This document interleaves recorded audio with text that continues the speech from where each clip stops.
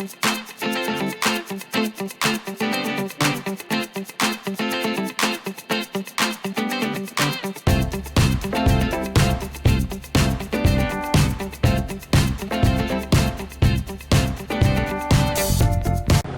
morning, everybody. This is DearMamaSal on a chilly 3 degrees here in southern British Columbia. That's 38 in American. I can feel it. You know when I could feel it? When I put my ample rear end on my leather seat. I could definitely... Wait, I've got heated seats. Yay. Time to put those on. I just remembered I turned them off for the summer. It's definitely time to put those back on again. Yes, I can feel it on my steering wheel, which is also leather, and so it is cool. It's very cool. I think this weekend I might pull out my winter coat and start thinking about sprucing it up and getting it ready for the season. I'm very fortunate. I have a beautiful down-filled winter coat, and I wash it in the washing machine.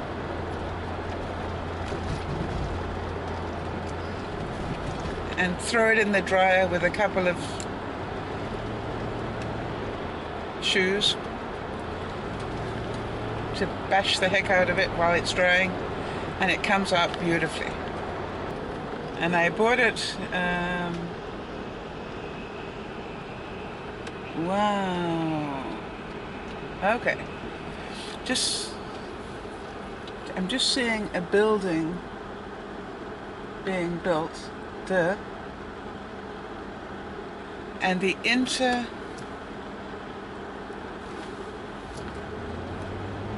walls appear to be made of steel or aluminum. Let me rephrase that. Shiny stuff. Now, when I saw that, I did a double take, because I'm thinking, here I am talking about how cold the leather is, and I'm thinking, how cold would solid aluminum walls be? When I say solid aluminum, aluminum's not very thick, but it's just like they're made out of, I don't know. I don't think that would hold the heat very well.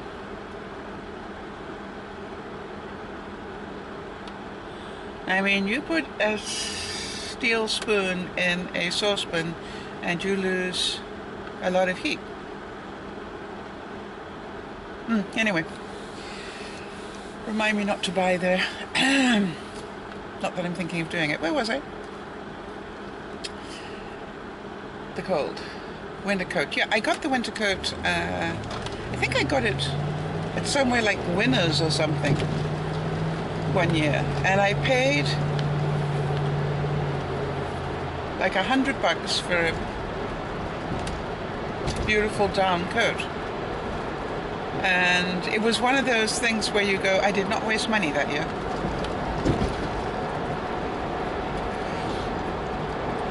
I thought what I'd talk about today was about how did I turn around the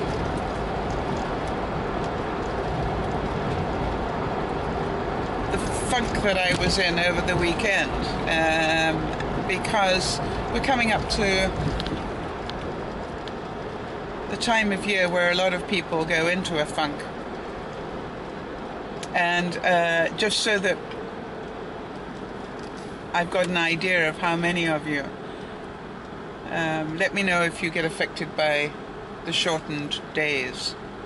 Of course, those of you in the southern hemisphere are chuckling away, going, what shortened days, Sal? We're going into longer ones. I understand that. It is one of the challenges of being an international vlogger. I've got to talk to both hemispheres at the same time. Well, I haven't got to, but I choose to. I believe it's 129 days until spring, and for the person that gets upset by that, I'm sorry. But for the rest of us, yay! I'm really happy. You know, we're getting close to it being double digits instead of triple digits.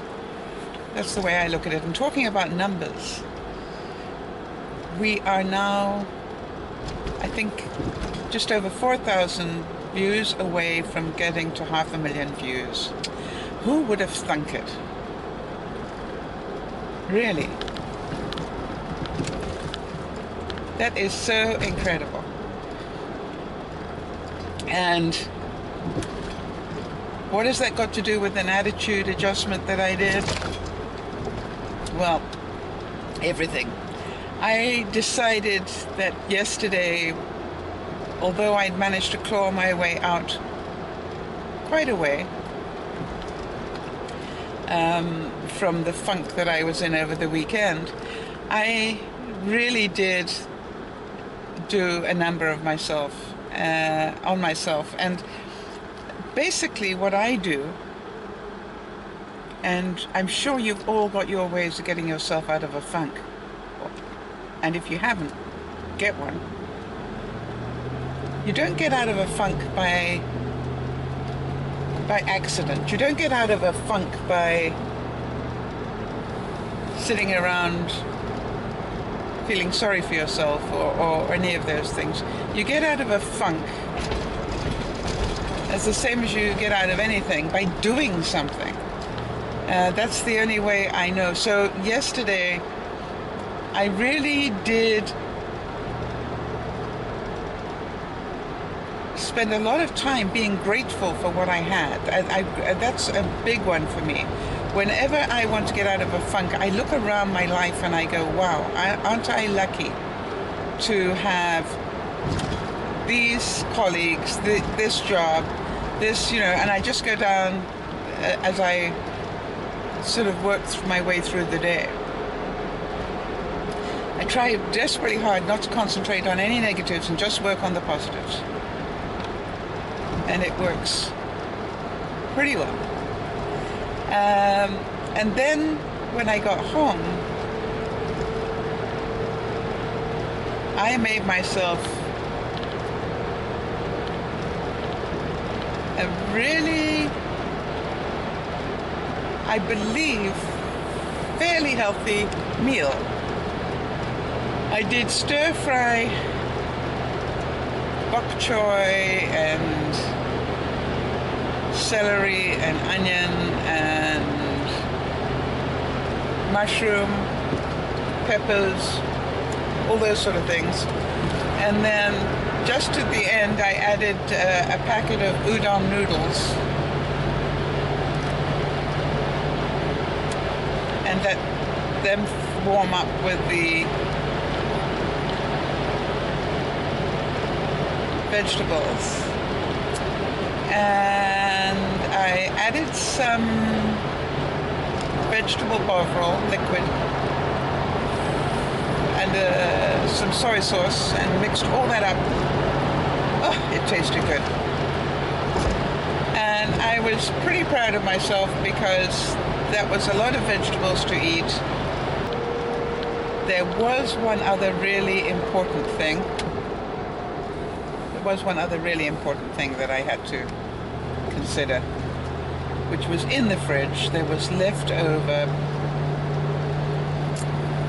chocolate fudge cake that I'd made on Sunday. And you know, the whipped cream, I needed to use some of that up before it went bad. What can I say? There's a reason why I'm the weight I am. Oh, but it was good. Really good. All right. I then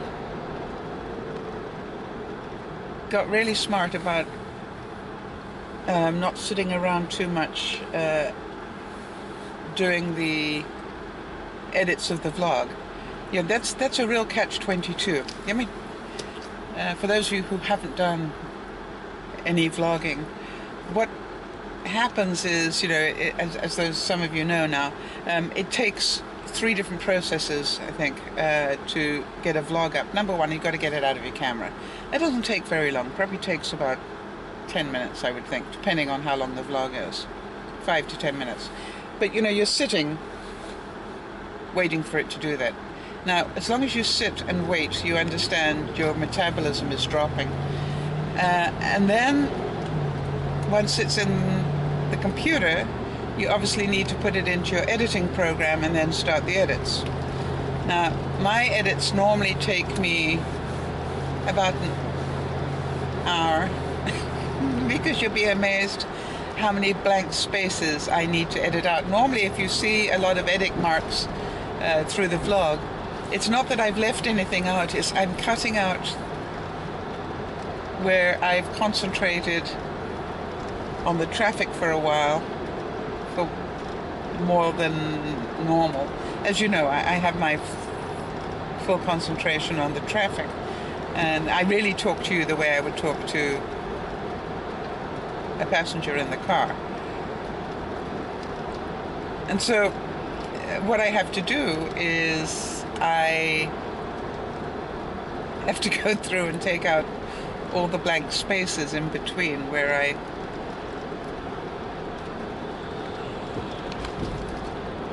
thought about stuff, or where I was watching something go along that looked confusing to me, and I wanted to really concentrate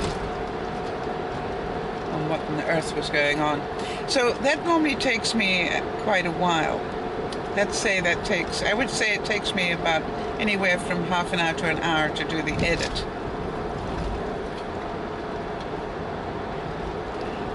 And then you go from that place up to turning that into a film, if you like, into a video. That takes about another 20 minutes, half an hour.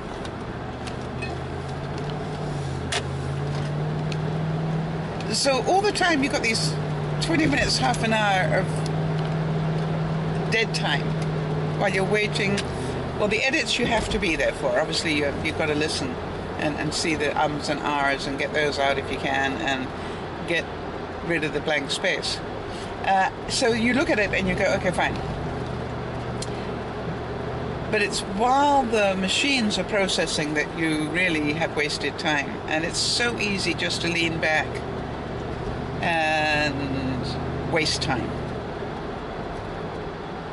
So that was the point that I was trying to get to, which is once I've done all of that, I've still got to upload it to YouTube, and then YouTube has to reprocess it into their format, and then you add the banner along the top and the cards that go on it and so forth. So you do all of that. It takes a good 3 hours a night, 3 to 4 hours a night to actually be a vlogger. Just to get the easy part is doing the vlog. The painful part is getting the vlog to you guys. So the point that I'm making here is what I try and do now, what I'm really concentrating on now is getting off my butt. Instead of waiting for these little things to happen, to get off my butt and go and do something so that by the time I come back it's done.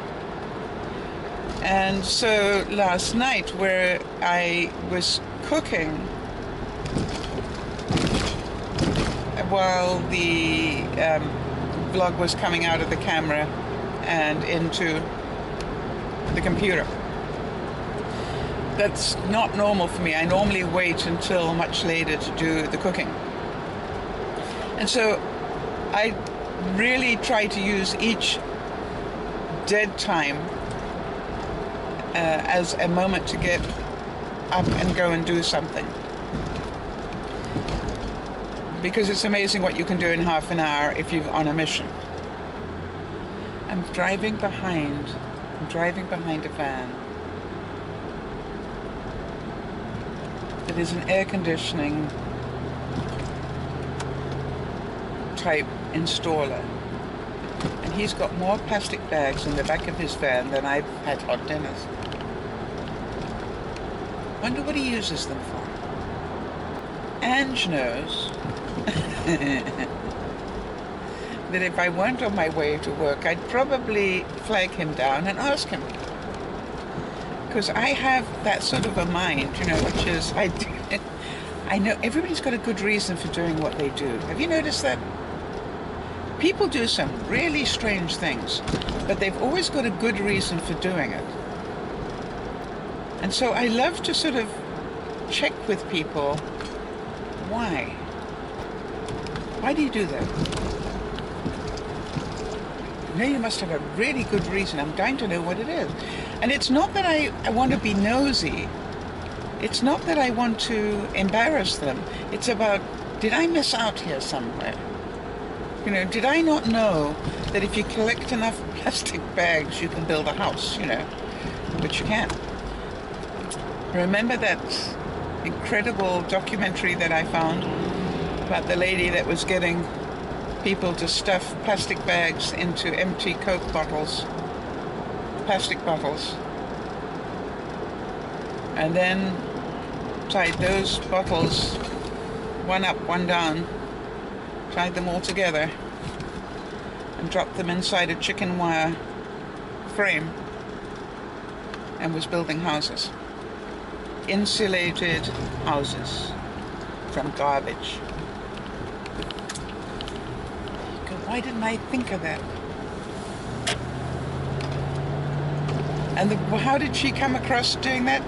She watched a kid one day poking a plastic bag into a bottle and thought, gosh, if you poked enough plastic bags into empty bottles, plastic bottles, you would clear up this landfill. She was on an island, apparently, from what I can gather. She was on a pristine island, and they were getting overrun by garbage, plastic garbage, and she tried to think of a way to get rid of it. You know, she had that sort of a mind. How do you get rid of all this garbage? Because it wasn't the sort of island where they could afford to bring in a great big barge and haul it all away. And then she came up with this brilliant idea to turn it into a resource rather than rubbish. I literally, when I saw that, I just went, wow.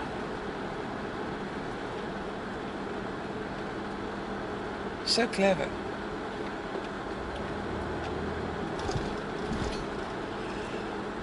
So the way that you turn your attitude around if you're in a funk is you do things. Do things to help yourself. My experience has been that most people who are in depression or feeling sad or whatever automatically self-correct. And when I say self-correct, they know that that's what's keeping them down, and so they actually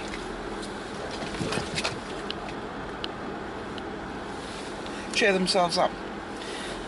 And what I've noticed with most people who are depressed and stay that way is they think that if they take the pill, whatever that pill is, whatever that medication is, that it will fix it all.